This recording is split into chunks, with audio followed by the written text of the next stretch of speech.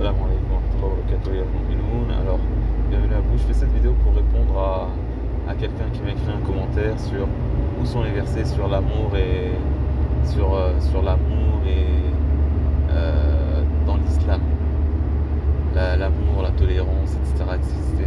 etc. Il y en a qui disent ça de façon ironique pour dire comme quoi l'islam n'est pas d'amour, c'est pas une religion d'amour, c'est une religion de guerre, etc. Alors, subhanallah, je fais cette vidéo, je vais te dire les versets, des versets, des hadiths qui parlent d'amour, mais c'est pas simplement l'amour, subhanallah, tu vois, il y a l'amour, mais il y a un tas d'autres valeurs, de belles valeurs dans l'islam, comme la beauté, comme la bienfaisance, l'attention envers autrui, la reconnaissance, la gratitude envers autrui, la bienveillance, la bienfaisance, la justice et bien évidemment l'alliance aussi. L'alliance et aussi le combat contre les ennemis, parce qu'il y a des ennemis, c'est pas... Hélas, il y a des diables qui sont nos ennemis et qui veulent notre perte aussi. Donc il y a aussi cette lutte contre eux, etc. Donc tu as voulu certains versets, certains hadiths ou certaines sources, je vais t'en citer quelques-unes. Alors déjà, Allah subhanahu wa ta'ala, alors le prophète alayhi salam, il a dit sur Allah subhanahu wa ta'ala,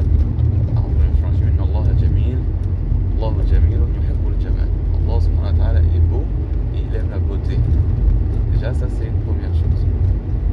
Cette beauté là, tu vois, la beauté ça inspire beaucoup de sentiments. Quand tu vois quelque chose de beau,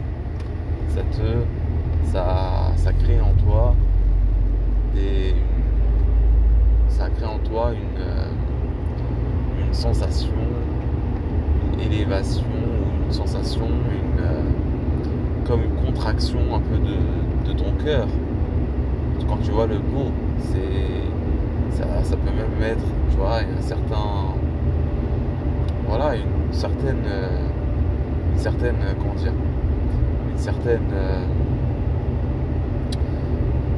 admiration, aussi un certain effroi, si on peut dire ça ainsi, parce que tu as peur de perdre cette beauté-là, subhanallah. Donc la beauté, voilà, la beauté c'est quelque chose qui est très important en islam. Allah subhanahu wa ta'ala est beau et il aime la beauté. Allah jamil yuhibbul jamal. Et Allah subhanahu wa ta'ala, il a créé par exemple le ciel, il a embelli le ciel. Il a embelli le ciel avec des étoiles qui vont lapider les diables, tu vois, comme si la beauté subhanallah, elle est là pour lapider, elle peut être là pour lapider les diables. D'accord, voilà, c'est beau, c'est élevé, subhanallah. Allah jamil yuhibbul jamal, subhanallah. Donc Allah subhanahu wa ta'ala, il aime la beauté. Donc on se rend compte aussi ici qu'il n'y aura pas que de l'amour, Par exemple, la laideur, ce n'est pas aimer, c'est détester. Or, il peut y avoir des gens qui agissent avec laideur. Et donc, pourquoi est-ce que, dans ce cas-là, Allah subhanahu wa ta'ala, où les croyants doivent aimer ces actions qui sont laides, subhanallah. Tu comprends? Donc, il y a quelque chose, voilà. Alors, on parle aussi d'amour. Le prophète alayhi salam, il a dit, ceux qui s'approchent de cela ou cela, لا تدخلوا الجنة حتى تحابوا ولا تحابوا حتى لا تدخلوا الجنة حتى تؤمنوا ولا تؤمنوا حتى تحابوا. C'est-à-dire que vous n'entrerez au paradis que lorsque vous croirez, que lorsque vous aurez la foi, et vous n'aurez la foi que lorsque vous vous aimerez. Donc là, c'est l'amour entre les croyants, c'est l'amour entre les croyants. Et Allah subhanahu wa ta'ala, il dit à ce propos, il dit sur cela, il dit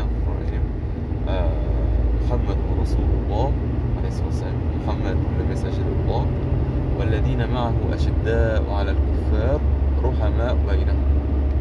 Et ceux qui sont avec lui, ils sont durs envers les mécréants et ils sont ruhama, miséricordieux. Ils ont pitié les uns vis-à-vis des autres, ils ont de la pitié, de la miséricorde, de la merci, de la miséricorde vis-à-vis les uns vis-à-vis des autres. D'accord ?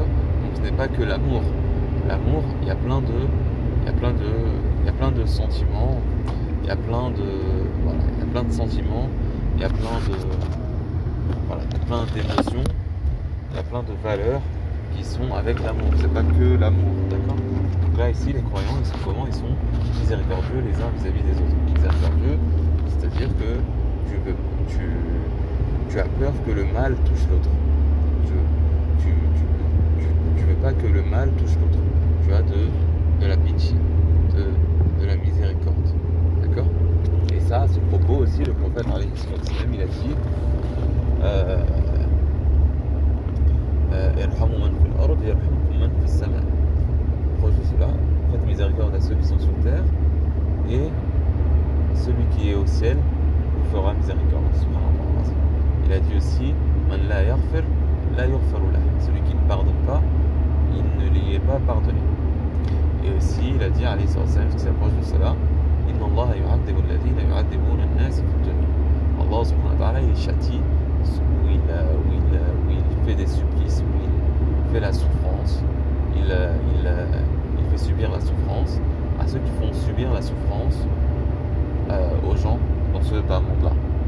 Tu vois comment la religion islamique est belle, et il y a de la beauté, il y a de l'amour, il y a des beaux sentiments, des beaux sentiments tels que la miséricorde, tels que le pardon, tels que...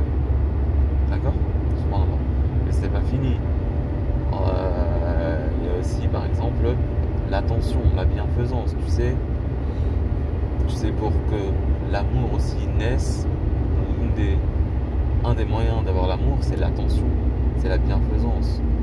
Et ça, Allah subhanahu wa ta'ala, il leur donne la bienfaisance. Il leur donne la bienfaisance quand il dit par exemple Inna Allah ya'muru bil 'adl wal ihsan wa ita'i dhil qurba.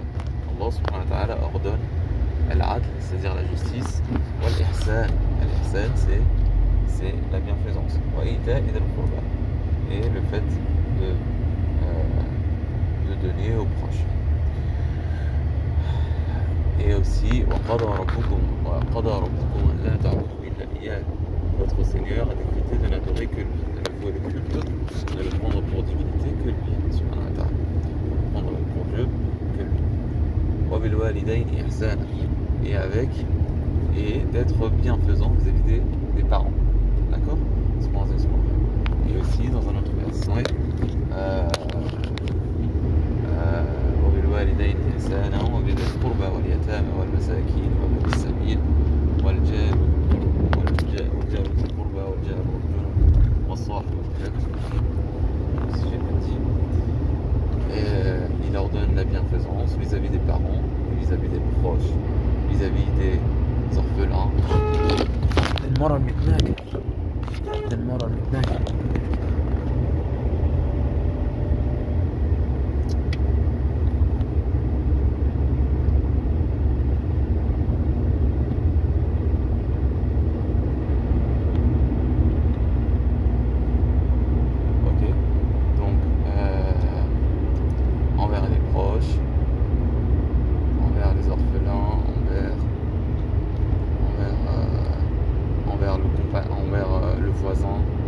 Envers le voisin proche, envers le compagnon de voyage ou le compagnon, etc. Il y a aussi cette attention vis-à-vis d'autrui et cette bienfaisance vis-à-vis d'autrui. Il y a aussi la justice. Et la justice, c'est important notamment